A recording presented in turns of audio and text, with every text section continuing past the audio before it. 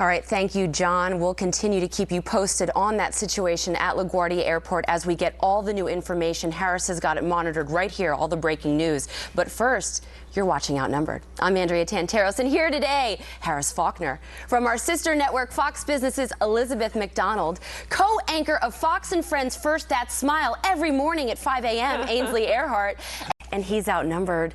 Thank you, Judge, for making the hike. Thank you. You coordinate wonderfully with our colors today. And I just want to know, how does it feel to wake up every day and be... Are you like, gosh, I'm such a good person. I want to be friends with me.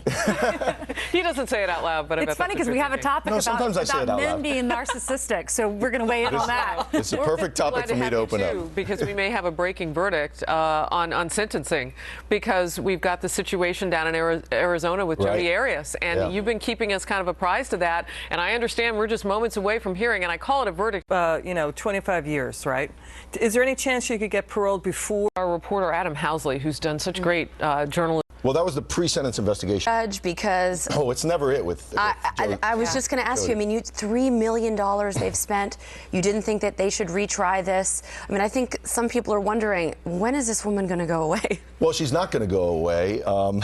She's going to continue to file motions. She likes the attention. That's what this was always about. You saw her giving interviews. No defendants give interviews to the media. Didn't she want to represent herself, Judge? At some point, she actually wanted to represent herself. I agree on that, but it's not really the deciding factor in a death penalty case. Okay. In a death penalty case, there are jury part of it. That's what that means is that some of the jurors felt that the prosecution had proven a strong enough case of aggravating factors that outweigh the mitigating factors. That they she deserved death, and there were some who felt that the state hadn't proven that sufficiently. Well, and there might be the argument that women. A monster like.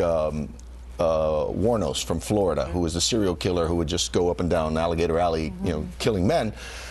It's easier for.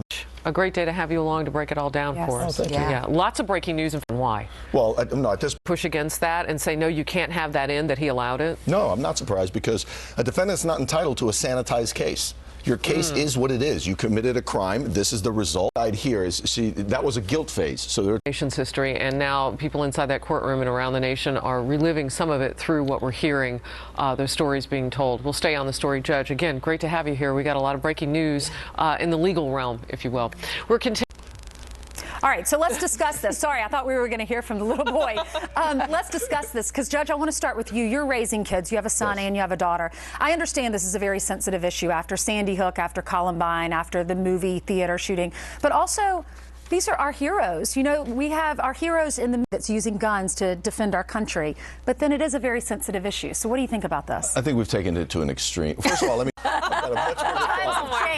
Did they this Pop-Tart gun? Doesn't this, it requires the problem with bureaucrats. Right. I mean, we have a right to do a lot of things in this country. We have a right to sue. Don't we have a right to chew? I mean, if I want to chew something into the shape of, I don't know, a high heel or a Midwestern state, I mean.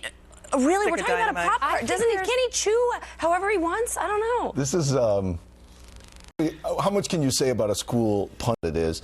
That it goes up on appeal and they uphold it. Yes. Like you would have thought that somebody's. We've got state legislatures across the country. There are laws in Florida, Nevada. I mean, legislatures are actually taking their time. Which, of all the things that are legislative. A lot on Outnumbered, little boys and how they're policed. And I know that he has this disciplinary record with 20 different incidents. But isn't this just what, I mean, you have little kids. Isn't this just what little kids do? Little kids are. A Pop-Tart in the shape of a gun. He was turning it toward kids. He had 20 incidents of behavior. It's a point where it's destructive and disruptive to the other kids in the school, in the classroom, and it prevents the teacher from being able to teach. Yeah, I agree. And if he's gotten in trouble 20 times at age 7... Wouldn't you deal with it then on the merits of that and not... And instead, his parents are going against the school and saying their kid was innocent.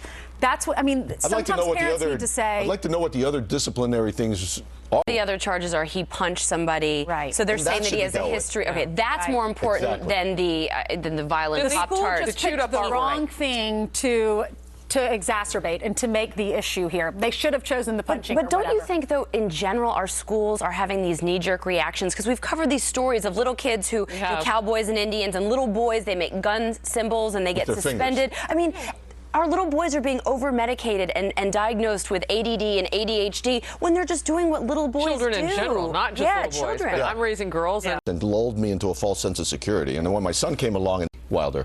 Well, we are continuing to follow that frightening incident at New York's LaGuardia. Breaking news day, so much of it legal. Really appreciate you being here.